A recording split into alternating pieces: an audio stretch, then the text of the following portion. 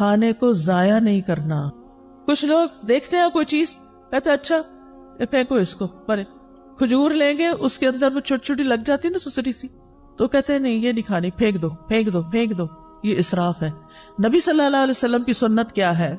آپ کے سامنے پرانی کھجور پیش کی گئی, آپ نے کھول کے اچھی طرح جائزہ لیا, سسریاں نکالی, صاف کیا اور باقی کھا لی. اگر کوئی لقمہ زمین پہ گر جاتا تھا تو آپ کیا کرتے تھے؟ اٹھا کے پھینک دو؟ نہیں, بلکہ اس کو صاف کر کے کھا لیتے تھے. نبی صلی اللہ علیہ وسلم نے فرمایا شیطان تم میں سے ہر ایک آدمی کے پاس اس کے ہر کام کے وقت موجود رہتا ہے, یہاں تک کہ کھانے کے وقت بھی. لہٰذا جب تم میں سے کسی کا لقمہ گر جائے تو چاہیے کہ اس کو کھا لے صاف کر کے, اور اسے شیطان کے لیے نہ چھوڑے.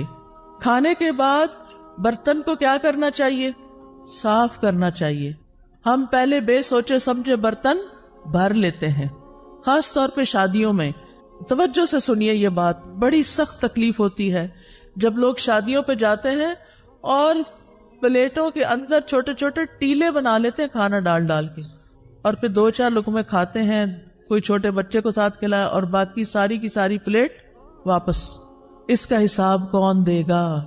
پہلے تھوڑا ڈال کے چکھ لیں کہ آپ کے حساب سے نمک پورا ہے یا نہیں, اور اگر پہلی دفعہ میں آپ کو ٹھیک لگتا ہے تو بس پھر دوبارہ اتنا ڈالیں جتنا آپ کو بھوک ہے کھانا ہے.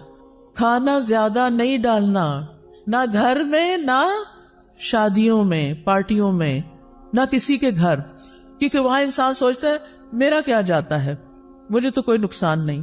اور کتنا کھانا ضائع ہوتا ہے. اور آپ کو پتا ہے کہ آپ ہی کے شہر میں کتنے لوگ رات کو بھوکے سوتے ہوں گے, آپ نے ان کے حصے کا بھی منگا کے پکا کے ضائع کر کے بنوں میں پھینک دیا. تو کھانے کے بعد برتن صاف کرنا ہے. اگر کسی وجہ سے بعض اوقات اندازہ نہیں ہوتا, کچھ چیزیں ایسی ہوتی ہیں ان کو کھا کے جلدی پیٹ بھر جاتا ہے, تو پھر اس کھانے کو الگ نکال لیں. اگر کوئی بلی وغیرہ ہے اس کو ڈال دیں, اگر کوئی چاول وغیرہ ہے اپنے گھر میں ایک ایسی کنالی رکھ دیں, کوئی ایسی ڈش رکھ دیں کہ جس میں بچا ہوا کھانا جا کے ڈال دیں, پرندے آئیں گے وہ کھا کے چلے جائیں گے, آپ کو ثواب ملے گا. میں تو جب روٹی خود بناتی تھی تو پیڑے کا آٹا ہوتا ہے نا, وہ اگر ہاتھوں کو لگ جاتا تھا تو میں اس کے لیے الگ برتن رکھتی تھی, اور صبح سے رات تک جتنے بھی اس کے اندر ہاتھ سے اترا ہوا آٹا جمع ہوتا تھا وہ شام تک چھوٹی چھوٹی سوئیاں بن جاتا تھا سوکھ کے, پھر میں اس کو چڑیا کو ڈال آتی تھی. کیونکہ ذرے کا بھی وزن ہوگا نا قیامت کے دن, کے نہیں ذرے کا وزن ہے نا. فَمَن يَعْمَلْ مِثْقَالَ ذَرَّةٍ خَيْرًا يَرَهُ وَمَن يَعْمَلْ مِثْقَالَ ذَرَّةٍ شَرًّا يَرَهُ. شر کیا ہے؟ ضائع کرنا. خیر کیا ہے؟ کسی کے فائدے میں لے آنا. اور مجھے امید ہے کہ آپ پرندوں وغیرہ کے لیے پانی بھی رکھتے ہوں گے. آج کل آپ دیکھیں بارشیں نہیں ہو رہی, سخت گرمی میں بھی پانی ڈالیں, لیکن سردی میں بھی پانی رکھیں. کبھی راستے میں دیکھتے ہو نا پرندوں وغیرہ کو, میں سوچتی کہیں پانی نظر نہیں آ رہا, پتہ نہیں کہاں سے پیتے ہیں بےچارے, ان کو بھی پیاس لگتی ہوگی. تو آج کل بھی کچھ نہ کچھ پانی, یعنی برتن بنا چھوڑے گھر میں. اگر آپ کو چھوٹا سا بھی گھر ہے, کھڑکی کے باہر بھی چھوٹی سی جگہ ہے, تو وہاں ایک چھوٹی سی کوئی چیز لگا دیں, لیکن اپنے ساتھ دوسروں کا بھی خیال رکھیں. پھر اسی طرح صحت کو فائدہ دینے والی غذا کھائیں اور وہ چیزیں چھوڑ دیں جو صحت کو نقصان دیتی ہیں. ام منذر کہتی ہیں رسول اللہ صلی اللہ علیہ وسلم میرے گھر تشریف لائے, آپ کے ساتھ علی رضی اللہ عنہ بھی تھے, اور علی رضی اللہ عنہ بیماری سے اٹھے تھے, کمزور تھے. ہمارے ہاں کھجوروں کے خوشے لٹک رہے تھے, تو رسول اللہ صلی اللہ علیہ وسلم اٹھے اور ان سے کھانے لگے, اور حضرت علی بھی کھانے کے لیے اٹھے, تو رسول اللہ صلی اللہ علیہ وسلم نے ان سے فرمایا رک جاؤ, ابھی تم کمزور ہو. چنانچہ وہ رک گئے, ان کو پرہیز بتایا آپ نے. ام منذر کہتی ہے میں نے جو اور چکندر پکائے ہوئے تھے وہ آپ کی خدمت میں پیش کیے, تو آپ نے فرمایا اے علی یہ لے لو, یہ تمہارے لیے زیادہ فائدے کی چیز ہے. کھانا کھا کے کیا کرنا چاہیے, شکر کیسے کرنا چاہیے؟ اس میں آپ دیکھیں سب سے پہلی دعائیں کون سی ہیں؟ کھانا کھانے کے بعد کی دعائیں. ایک نہیں کئی دعائیں ہیں. آپ نے پتہ کیا کرنا ہے؟ ان دعاؤں کو, اس پیپر کو اس میں سے الگ کر کے آپ نے اپنے کچن میں جہاں کھانا کھاتے ہیں یا ڈائننگ ہال میں یا پھر جہاں بھی آپ ہوتے ہیں وہاں یہ لگا لیں اور دیکھ کے پڑھنا شروع کریں اور ایک ایک یاد کرنا شروع کریں, تاکہ کھانے کے بعد پڑھ کے آپ اٹھیں. ٹھیک ہے انشاءاللہ, اور اس سے آپ کو انشاءاللہ بہت ثواب ہوگا, اور یہ شکر ادا کرنے کا ایک طریقہ ہے. مثال کے طور پر آپ دیکھیں، اللہم بارک لنا فیہ وَأَطْعِمْنَا خَيْرًا مِّنْهُ، اے اللہ ہمیں اس کھانے میں برکت عطا فرما اور ہمیں اس سے بہتر کھلا. سبحان اللہ. ہر دفعہ کھانا کھا کے اگر آپ یہ دعا مانگتے ہیں کہ اللہ ہمیں اس سے بہتر عطا فرما، تو کیا ہوگا؟ شکر ادا کرنے والے کو کیا ملتا ہے؟ بہتر ملتا ہے. پھر الحمدللہ الذی اطعم وسقا وصوغہ وجعل لہ مخرجا، تمام تعریفیں اللہ کے لیے ہیں جس نے کھلایا پلایا اور اسے جسم میں پیوست کیا، یعنی ہمارے جسم کا حصہ بنا اور اس کے نکلنے کی راہ بنا، یعنی جو ویسٹ تھا وہ بھی جسم سے نکل گیا. اور اسی طرح باقی دعائیں بھی ہیں. میں نے یہ دعائیں اپنے کچن میں لگائی ہوئی ہیں اور الحمدللہ پڑھنے میں بہت آسانی ہوتی ہے. پھر اس کے بعد کھانے پینے میں اسراف سے بچنا ہے. یہ بڑا اہم سبق ہے. اللہ سبحانہ وتعالیٰ فرماتے ہیں، یا بنی آدم خذوا زینتکم عند کل مسجد وکلوا واشربوا ولا تسرفوا انہ لا یحب المسرفین. اے آدم کی اولاد، ہر نماز کے وقت اپنی زینت لے لو، یعنی لباس میں نماز پڑھو، اور کھاؤ اور پیو اور حد سے نہ گزرو، بے شک وہ حد سے گزرنے والوں سے محبت نہیں رکھتا. اسراف کسی بھی چیز میں پسندیدہ نہیں، نہ لباس میں اور نہ کھانے پینے میں اور نہ کسی اور چیز میں. اسراف کیا ہے؟ نمبر 1، ضرورت سے زیادہ کھانا پینا. لوگوں کو اسراف کا مطلب نہیں پتا. ضرورت سے زیادہ کھانا پینا، کھانے کی ہرس، اور ایک وقت میں کئی چیزیں کھانا، یہ بھی کھا لو وہ بھی کھا لو وہ بھی شکلو، یہ بھی کھاؤ یہ بھی کھاؤ. اس وقت تو پتہ نہیں چلتا، لیکن جب ہضم ہونے پہ آتا ہے تو پھر تکلیف شروع ہو جاتی ہے. نمبر 2، ان چیزوں میں حد سے زیادہ خرچ کرنا. ایک ہے ضرورت سے زیادہ کھانا اور دوسرا ضرورت سے زیادہ خرچ کرنا. مثلا آپ گروسری کے لیے گئے ہیں، آپ وہاں دیکھتے ہیں سجے ہوئی چیزیں ہیں، زبردست سبزی پڑی ہے اور زبردست چیزیں اور پیکنگز میں پڑی ہیں. آپ کہتے ہیں پتہ نہیں پھر کب یہ بھی لے لو یہ بھی لے لو یہ بھی خرید لو یہ بھی خرید لو یہ بھی خرید لو. اب آپ دیکھیں مشکل کیا ہو گئی ہے کہ بڑے بڑے سٹورز بن گئے ہیں، بڑے بڑے مالز بن گئے ہیں. اگر آپ نے ایک سمپل چائے بھی لینی ہے تو پہلے زمانے میں کیا ہوتا تھا، چھوٹی سی کارنر پہ دکان ہوتی تھی، وہاں ایک ہی قسم کی یا زیادہ زیادہ 2 قسم کی چائے پڑی ہوتی تھی، اور آپ جو پیتے تھے وہی چائے دوبارہ کسی بچے کو بھی پیسے دے کے منگا لیتے تھے. اب کیا ہوتا ہے، آپ مال میں جاتے ہیں اور چائے کی اتنی قسمیں ہیں کہ آپ کہتے ہیں کہ اچھا یہ بھی آ گئی، یہ تو لگتا بہت اچھی ہوگی، چلو یہ بھی ٹرائی کر لیتے ہیں، وہ بھی یہ بھی وہ بھی. بہت ساری چائے خرید کے گھر لے آتے ہیں طرح طرح. اب تو مجھے لگتا ہے ہر چیز کی چائے بن گئی ہے.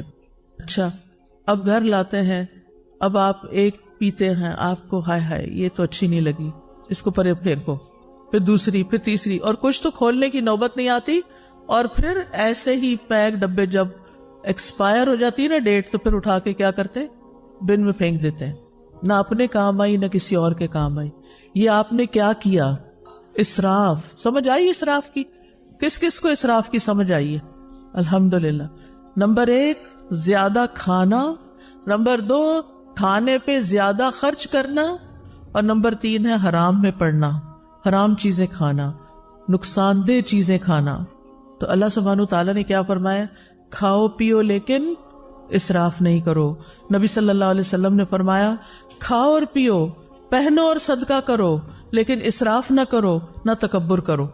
ابن عباس کہتے ہیں جو تمہارا جی چاہے کھاؤ، جو تمہارا جی چاہے پہنو، مگر 2 باتوں سے ضرور بچو، اسراف اور تکبر. تکبر کیوں؟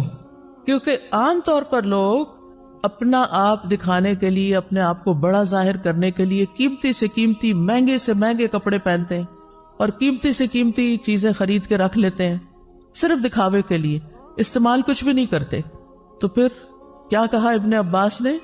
یعنی اللہ کی نعمتیں کس لیے بنی ہیں، کس لیے اگائی ہیں اللہ نے، کس لیے پیدا کی؟ ہمارے لیے. کلوا مما رزقناکم، یعنی جو ہم نے تمہارے لیے تمہیں رزق دیا اس میں سے کھاؤ، جو آپ کی حیثیت ہے، استطاعت ہے، وقت ہے، کھاؤ، لیکن کیا نہ کرو، اسراف نہ کرو. اور پہننا بھی جو تمہیں پسند ہے.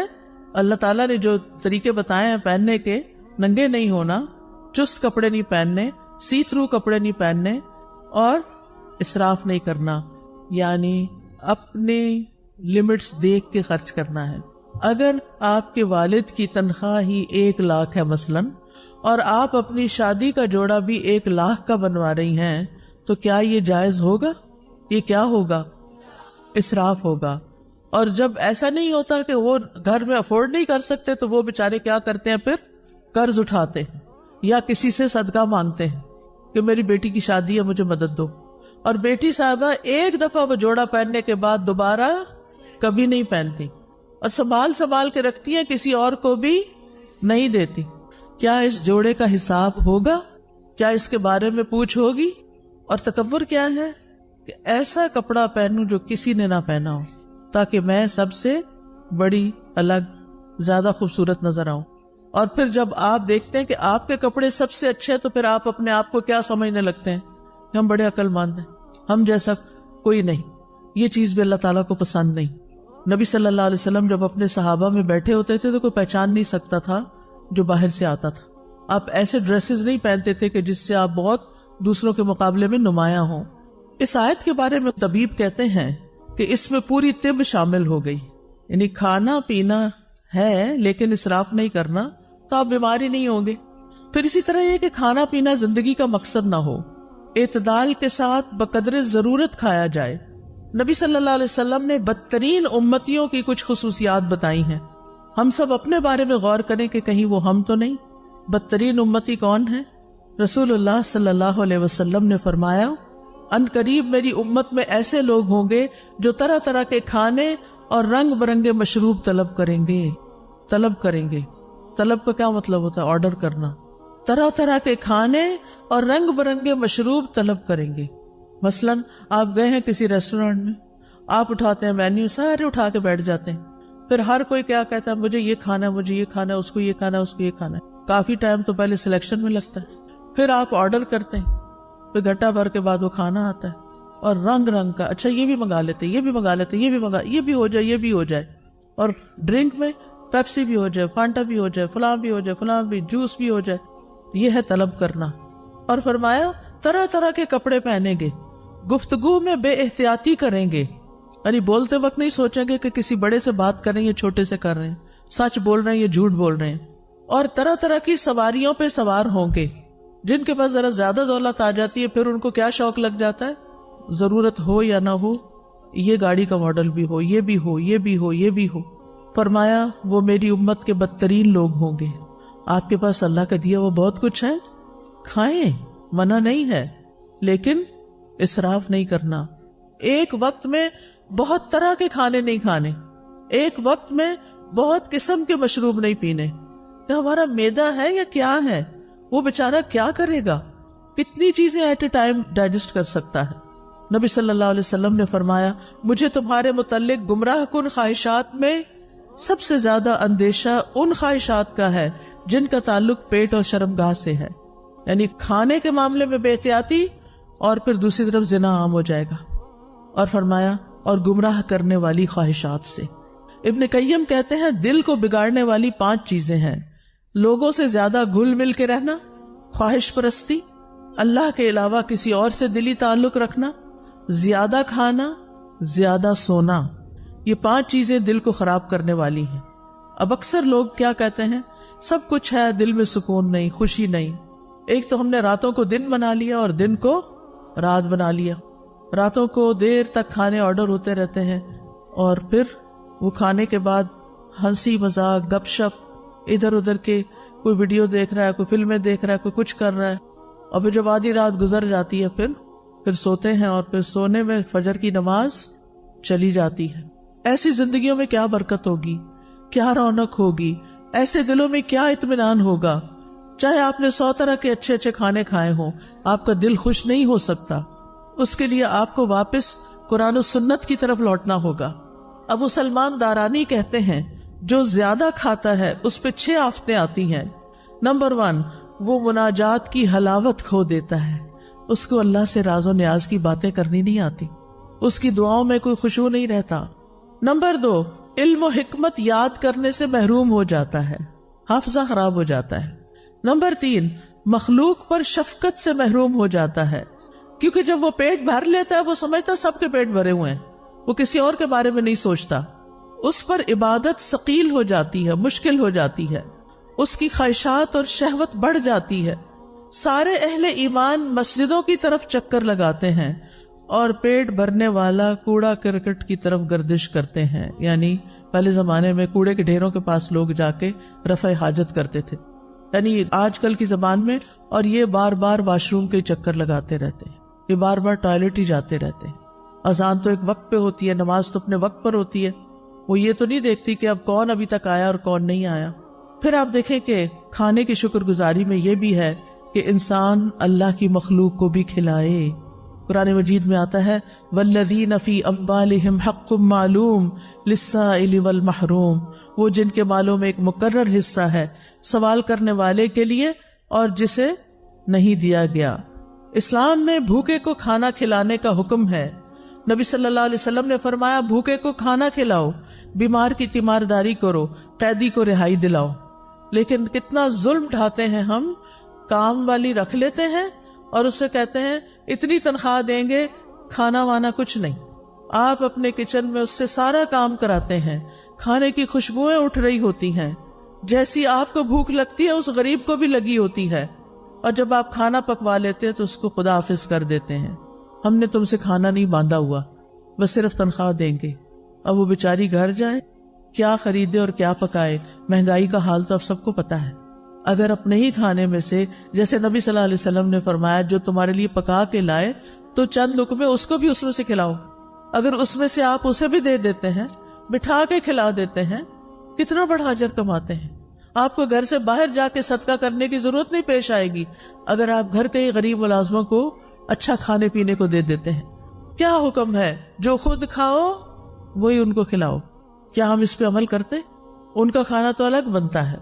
اب آپ دیکھیں ایک کک جو کئی کھانے بنا کے آپ کے سامنے رکھ رہا ہے اور خود اپنے لیے دال بنا کے بیٹھ کے کھا رہا ہے، غریب، وہ آپ کے لیے دل میں کیسی محبت رکھے گا، اس کے دل میں کیسی کیسی تکلیف ہوگی کہ میں یہ سب کچھ صرف بنانے کے لیے، مجھے چکھنے کی بھی اجازت نہیں، اور میں اپنے سرونٹ کوارٹر میں جا کے دال ابال کے کھاؤں۔ کیسی کیسی زیادتیاں ہم کرتے ہیں۔ دوسرے کو کھانا کھلانا ایک مشکل کام ہے، انسان کے دل کے اندر بخل ہے، لیکن یہ تو کرنا ہی ہے کیونکہ اس میں اجر بہت زیادہ ہے۔ یہ انبیاء کی صفت ہے۔ قرآن مجید میں آتا ہے فَلَقْتَحَمَ الْعَقَبَةَ وَمَا أَدْرَاكَ مَا الْعَقَبَةُ فَكُّ رَقَبَةٍ أَوْ إِطْعَامٌ فِي يَوْمٍ ذِي مَسْغَبَةٍ۔ پھر وہ مشکل گھاٹی میں نہ گھسا۔ کیا ہے وہ مشکل گھاٹی؟ وہ گردن چھڑانا یا کسی بھوک والے دن میں کھانا کھلانا ہے۔ آج کل سردیاں ہیں نا، سردیوں میں بھوک زیادہ لگتی ہے، لیکن اس میں انسان کہتا ہے پھر میرا کیا بنے گا جو اس کو بھی کھلایا بیچ میں سے، تو لہذا سارا اپنے لیے رکھ لو۔ یہ مشکل کام ہے کھلانا، لیکن جس کو اللہ توفیق دے اس کے لیے بڑا ہی حلاوت والا کام ہے، اس کو کھلا کے زیادہ مزہ آتا ہے۔ جب حضرت ابراہیم کے پاس فرشتے آئے تو انہوں نے کیا کیا؟ یہ نہیں پوچھا کہاں سے آئے ہو، اجنبی لوگ، لیکن چلے گئے اور کھانا لے کر آئے۔ نبی صلی اللہ علیہ وسلم نے عورتوں کو بھی نصیحت کی، مسلمان عورتوں، تم میں کوئی اپنی ہمسائی کے گھر بکری کے ایک پائے کا کھر بیچنے کو بھی حقیر نہ سمجھے، یعنی کھانا بنا کے یا بنانے سے پہلے اپنے ہمسایوں میں بھی تقسیم کیا کرو، کچھ نہ کچھ ان کو بھی بھیجا کرو، اس سے محبت بڑھتی ہے۔ جہنم میں جانے والے لوگوں کی جو خصوصیت سورۃ الحاقہ میں بتائی گئی وہ کیا ہے؟ انہ کان لا یؤمن باللہ العظیم ولا یحض علی طعام المسکین، کہ وہ اللہ بڑے عظمت والے پر ایمان نہیں رکھتا تھا اور نہ مسکین کو کھانا کھلانے کی ترغیب دیتا تھا۔ یعنی صرف خود کھلانا بھی کافی نہیں، اوروں کو بھی ترغیب دلانی ہے کہ وہ بھی کھلایا کرے۔ نبی صلی اللہ علیہ وسلم نے کیا حکم دیا تھا اپنے صحابہ کو کہ کھانے میں کیا کریں؟ پانی زیادہ ڈال لیں، شوربہ بنا لیں اور ہمسایوں کو یاد رکھیں۔ ابو درداء رضی اللہ عنہ اپنی بیوی کو مساکین کی وجہ سے زیادہ شوربہ بنانے کی ترغیب دیتے، اور لیٹلی آپ دیکھیں کہ ہم لوگوں کے کھانے کا سٹائل کیا ہو گیا ہے، شوربے والے کھانے تو غائب ہوتے جا رہے ہیں۔ اب ہم سب کی پسند کیا ہے؟ فرائیڈ یا روسٹ یا بنا ہوا کھانا، بس، جو معدے پہ ہضم کرنا بھی بڑا مشکل ہے۔ نہ ہم نے خود اپنے لیے فائدے کا کام کیا اور نہ دوسروں کو فائدہ پہنچایا۔ وہ کہتے تھے ہم نے ایمان لا کے آدھی زنجیر اتار پھینکی ہے، یعنی جہنم میں جانے والی، کیونکہ اس میں آتا نا کہ وہ کہا جائے گا کہ اس کو جہنم میں جکڑو زنجیروں میں، کیا ہم باقی بھی نہ اتار دیں، یعنی کھانا کھلا کے؟ پھر اسی طرح آپ دیکھیں بہت سے سلف صالحین اپنی افطاری کے کھانے میں دوسروں کو ساتھ کھلاتے تھے. عبداللہ بن عمر، داؤد طائی، مالک بن دینار اور احمد بن حنبل انہی لوگوں میں سے تھے. ابن عمر یتیموں اور مسکینوں کے ساتھ بیٹھ کے افطار کرتے. اگر انہیں یہ علم ہو جاتا کہ انہوں نے مساکین اور یتیموں کو نہیں کھلایا تو وہ افطاری کے وقت کھانا نہیں پھر کھاتے تھے کہ مسکینوں کو کیوں نہیں کھلایا. اور بعض ایسے بھی تھے جیسے حسن بصری اور عبداللہ بن مبارک کہ خود بھوکے بھی رہ لیتے لیکن دوسروں کو کھلاتے، کیونکہ یہ اللہ تعالیٰ کو بڑا ہی محبوب اور پسند ہے کہ انسان دوسروں کو کھلائے. نبی صلی اللہ علیہ وسلم نے فرمایا وہ لوگ اللہ تعالیٰ کو زیادہ پیارے ہیں جو لوگوں کے لیے زیادہ فائدے مند ہیں. اللہ کے نزدیک سب سے پسندیدہ اعمال یہ ہیں کسی مسلمان کو خوش کرنا، اس سے کوئی تکلیف دور کرنا، اس کا قرضہ ادا کر دینا، اس سے بھوک کو دور کر دینا. پھر کھانا کھلانا جو ہے یہ صدقہ ہے، صرف باہر والوں کو نہیں، گھر والوں کو بھی. نبی صلی اللہ علیہ وسلم نے فرمایا تمہارا اپنے آپ کو کھلانا بھی صدقہ ہے، تمہارا اپنے بیٹے کو کھلانا بھی صدقہ ہے، تمہارا اپنی بیوی کو کھلانا بھی تمہارے لیے صدقہ ہے، تمہارا اپنے خادم کو کھلانا بھی تمہارے لیے صدقہ ہے. یعنی اس پر اجر ملے گا. کھانا پکا کے خود کھا رہے اس پر بھی اجر ہے، گھر والوں کو کھلا رہے اس پر بھی اجر ہے. یہ بات خواتین کو اپنے پلے باندھ لی چاہیے کہ میں جو کچن میں کام کرتی ہوں وہ میرے لیے بہت بڑا اجر کا کام ہے. کیونکہ عام طور پہ ہم کہتے ہیں یہ کیا مصیبت ہے، میں ہی پکاتی رہوں، اس کو مصیبت نہ سمجھیں، یہ اجر کی بات ہے. پھر اسی طرح کسی کو پانی کا ایک گھونٹ پلانا بھی صدقہ ہے. کھجور کا آدھا ٹکڑا دے کے بھی انسان جہنم سے بچ سکتا ہے. پھر اسی طرح خاص طور پر یتیموں اور مسکینوں کو کھلانا. نبی صلی اللہ علیہ وسلم نے فرمایا جو شخص مسلمان ماں باپ کے کسی یتیم بچے کو اپنے کھانے اور پینے میں اس وقت تک شامل رکھتا ہے جب تک وہ اس کی مدد سے مستغنی نہیں ہو جاتا، یعنی خود کمانے نہیں لگ جاتا، تو اس کے لیے یقینی طور پر جنت واجب ہو جاتی ہے. یعنی جو اپنے کھانے میں یتیموں اور مسکینوں کو شامل کر لیتا ہے، یعنی یتیموں کو خاص طور پر کہ جن کا کوئی کمانے والا نہیں، اس کی بیوہ ماں کو آزاد کر دیتا ہے کمانے کی فکر سے، تو ایسے شخص کے لیے جنت واجب. پھر آپ دیکھیں کہ آپ ایک لقمہ بھی جو کسی کو کھلاتے ہیں نا وہ ایسے پڑا نہیں رہتا. حدیث میں آتا ہے کہ اللہ سبحانہ وتعالیٰ تم میں سے ہر ایک کی کھجور اور لقمے کو اس طرح بڑھاتا ہے جیسے تم میں سے کوئی آدمی اپنے گھوڑے کے بچھیرے کو پالتا ہے، یہاں تک کہ ایک لقمہ احد پہاڑ جتنا ہو جائے گا. یعنی قیامت کے دن اتنا بڑا اس کا اجر آپ کے سامنے آئے گا. پھر اسی طرح رسول اللہ صلی اللہ علیہ وسلم نے فرمایا قیامت کے دن ہر شخص اپنے صدقے کے سائے میں ہوگا یہاں تک کہ لوگوں کے درمیان فیصلہ ہو جائے. یزید کہتے ہیں ابو الخیر کوئی دن ایسا نہیں جانے دیتے تھے جس میں کوئی چیز خواہ میٹھی روٹی یا پیاز یا اس طرح کی کوئی چیز صدقہ نہ کرے. جب گھر سے نکلتے تھے کچھ نہ کچھ کھانا لے کے نکلتے اور کسی نہ کسی کو کھلا دیتے تھے. ہانی بن یزید نے نبی صلی اللہ علیہ وسلم سے پوچھا مجھے کوئی ایسی چیز بتا دیں جس سے میرے لیے جنت لازم ہو جائے.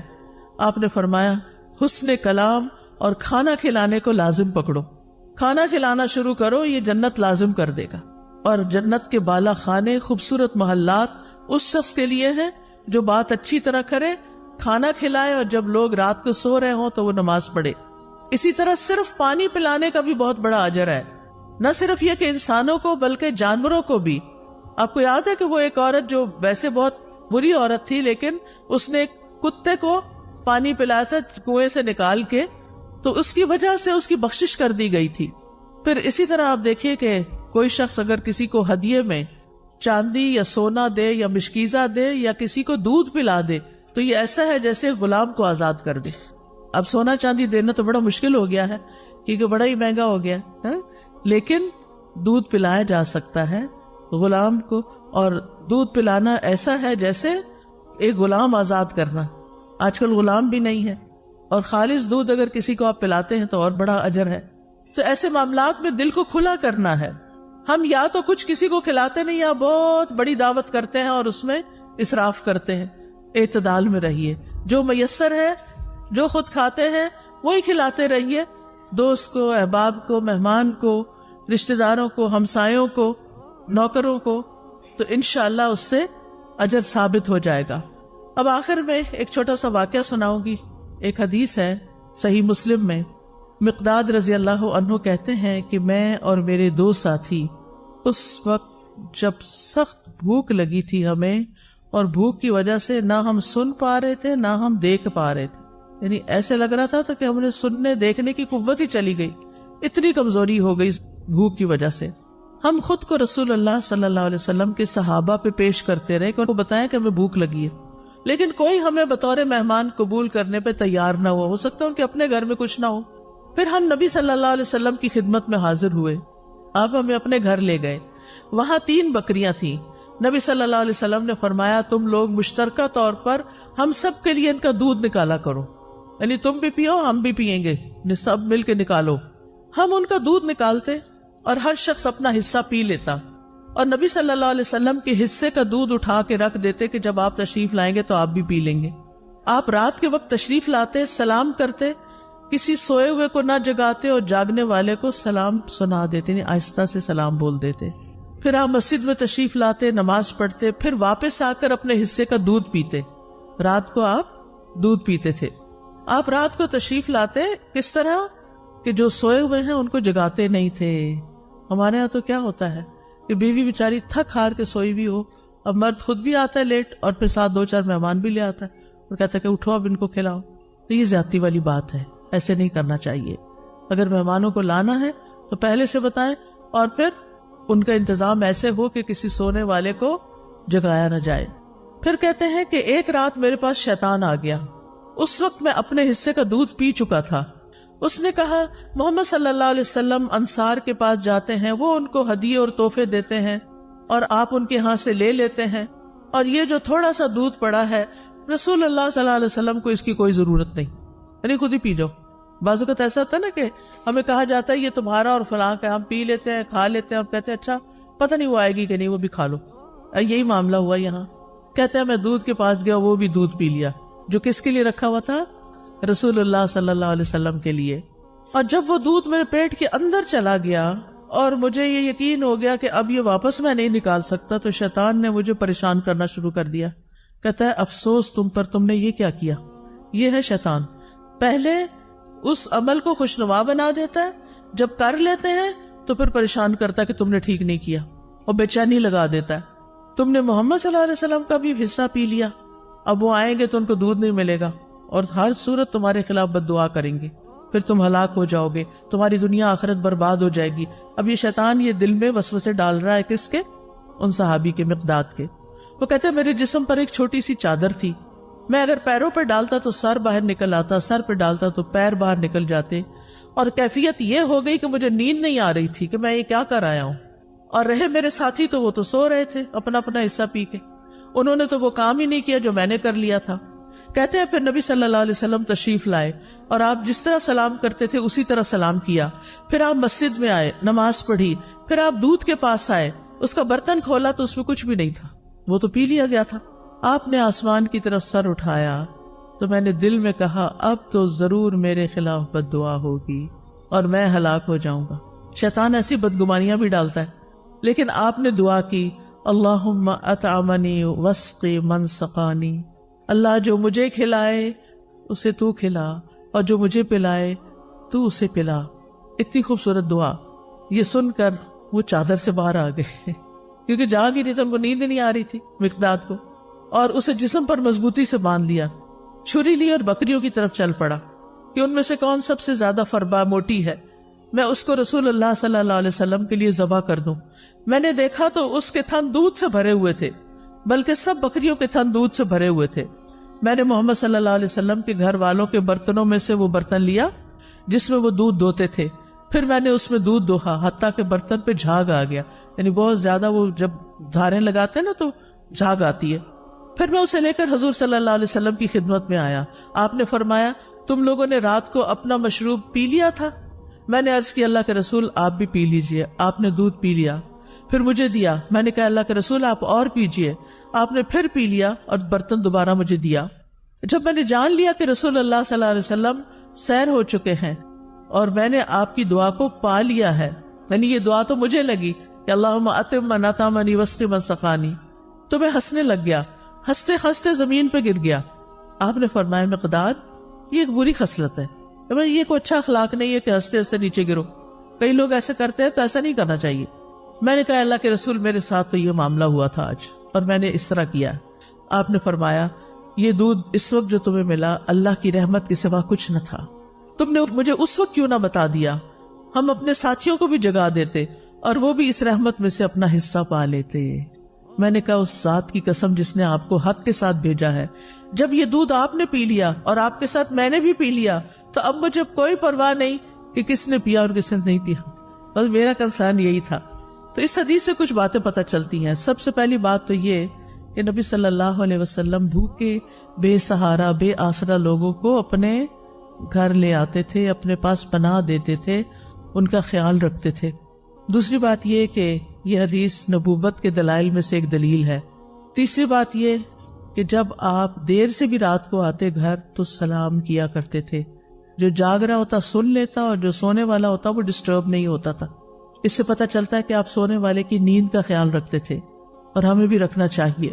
پھر اسی طرح شیطان دوسروں کے حصے کو خوشنما بنا کے دکھاتا ہے اور اس کو استعمال کرنے کی ترغیب دیتا ہے، اور شیطان مومن کو پریشان اور مایوس کرتا ہے. پھر نبی صلی اللہ علیہ وسلم کا عمدہ اخلاق بھی پتہ چلتا ہے کہ کس طرح آپ نے چشم پوشی کی، صبر سے کام لیا اور کس طرح آپ نے دعا کی. اپنا حصہ نہیں ملا تو دعا کر لی. اگر کبھی یہ ہو ہمارے ساتھ کہ ہمارا کوئی بہن بھائی ہمارا کوئی حصہ کھا پی جائے، ہم کیا کریں گے؟ دعا دیں گے یا لڑائی ڈال دیں گے؟ آئندہ سے کیا کریں گے؟ لڑائی نہیں کریں گے بلکہ دعا دیں گے. نبی صلی اللہ علیہ وسلم کھانا کھلانے والے کو بھی دعا دیا کرتے تھے. ابن قیم لکھتے ہیں کہ آپ کی صفات میں سے یہ بات تھی، آپ کے اخلاق میں سے بھی، کہ جب کسی کے پاس کچھ کھاتے تو وہاں سے نکلتے نہیں تھے جب تک ان کے لیے دعا نہ کر دیں. تو آپ کسی کے بھی گھر جائیں، کچھ بھی کھائیں تو کیا کریں؟ ان کو دعا دیں. پھر یہ کہ دوسروں کو اپنی ذات میں ترجیح دینا اور انہیں آگے رکھنا. نبی صلی اللہ علیہ وسلم کے اپنے بھی حالات بہت اچھے نہیں تھے، لیکن آپ ان کو بھی گھر لے آئے جن کے پاس کچھ کھانے پینے کو نہیں ہوتا تھا. جو اصحاب صفہ تھے، اصحاب صفہ وہ ہجرت کر کے آئے تھے مختلف علاقوں سے، وہ مدینہ کے رہنے والے نہیں تھے، لہٰذا ان کے پاس وہ سب کچھ نہیں تھا. پھر آپ دیکھیے کہ آخری چیز کہ کھانا کھلانے والے کو دعا دینی چاہیے اور پہلے کھانا کھا کر خود دعا اپنے لیے پڑھنی چاہیے. یہ دعائیں میں پڑھ دیتی ہوں، ساری پروننسیشن آپ سن لیں تاکہ آپ کو بعد میں پڑھنا آسان ہو. اللہم بارک لنا فیہ واطعمنا خیرا منہ. اے اللہ ہمیں اس کھانے میں برکت عطا فرما اور ہمیں اس سے بہتر کھلا. الحمدللہ الذی اطعم وسقا وسوغہ وجعل لہ مخرجا. تمام تعریفیں اللہ کے لیے ہیں جس نے کھلایا پلایا اور اسے جسم میں پیوست کیا اور اس کے نکلنے کی راہ بنائی. الحمدللہ کثیرا طیبا مبارکا فیہ غیر مکفی ولا مودع ولا مستغنی عنہ ربنا. سب تعریف اللہ کے لیے ہے جو پاکیزہ ہے، کثیر ہے، مبارک ہے. اس کھانے کو ہم کافی نہیں سمجھتے اور نہ اس کو چھوڑتے ہیں. اے ہمارے رب، نہ ہم اس سے بے پرواہ ہو سکتے ہیں.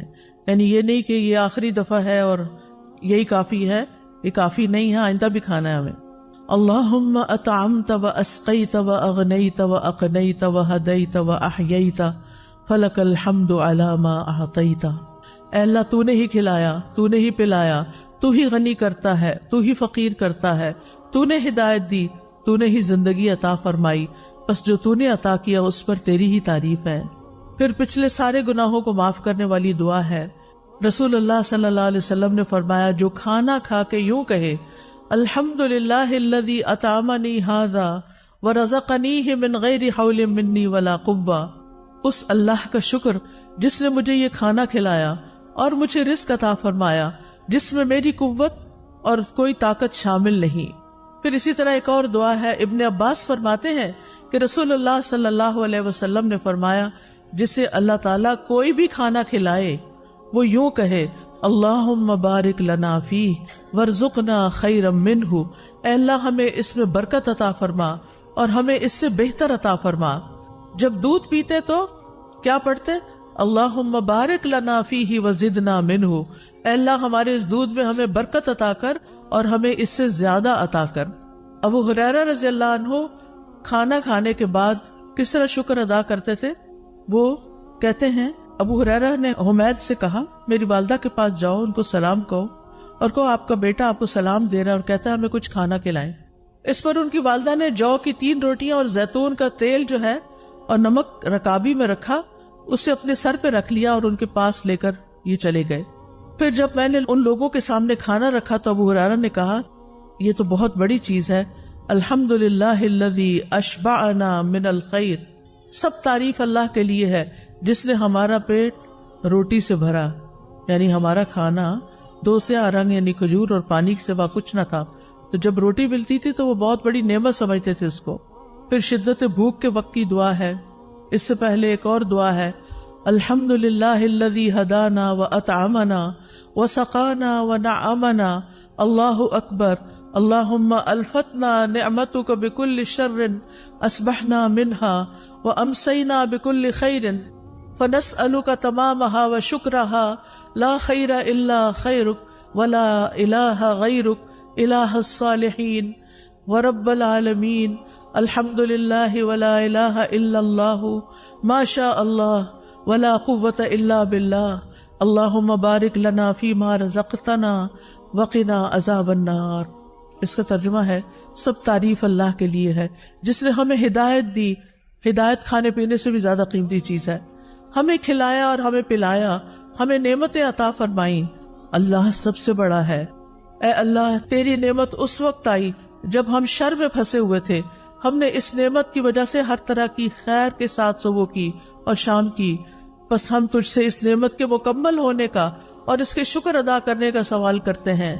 تیری خیر کے سوا کوئی خیر نہیں، تیرے سوا کوئی معبود نہیں، اے الہ الصالحین، سارے جہانوں کے رب، سب تعریف اللہ کے لیے ہے اور اللہ کے سوا کوئی معبود نہیں، جو چاہتا ہے وہی ہوتا ہے، کسی میں طاقت نہیں سوائے اللہ کے۔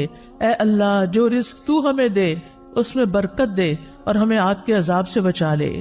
اور اسی طرح حضرت عائشہ فرماتی ہیں کہ نبی صلی اللہ علیہ وسلم رات کو بھوک کی وجہ سے کروٹیں بدلتے تھے اور یہ دعا پڑھتے، لا الہ الا اللہ الواحد القہار رب السماوات والارض وما بینہما العزیز الغفار، نہیں ہے کوئی معبود برحق مگر اللہ جو اکیلا اور زبردست ہے، آسمانوں اور زمین اور ان دونوں کے درمیان والی تمام چیزوں کا رب ہے، وہ غالب اور بہت بخشنے والا ہے۔ پھر اگر کوئی آپ کو کھانا کھلائے تو آپ کیا دعا کریں؟ اللہم اطعم من اطعمنی واسق من سقانی، اللہ جو مجھے کھلائے تو اسے کھلا اور جو مجھے پلائے تو اس کو پلا۔ ہمارا کیا کھلانا اور ہمارا کیا پلانا، جو اللہ کھلائے گا اس کا تو کوئی میچ ہی نہیں۔ پھر اسی طرح کھانا کھلانے والے کے رزق میں برکت کی دعا کرنی چاہیے کہ اللہ تعالیٰ اس کو برکتیں عطا کر۔ اور پھر ایک اور دعا ہے، افطر عندک الصائمون طعامکم الابرار وصلت علیکم الملائکہ، تمہارے ہاں روزہ افطار کیا کریں نیک لوگ، وہ تمہارے کھانا کھایا کریں اور فرشتے تمہارے لیے دعائیں کریں۔ تو یہ ہے کھانا کھلانے سے متعلق ہمارے دین کی رہنمائی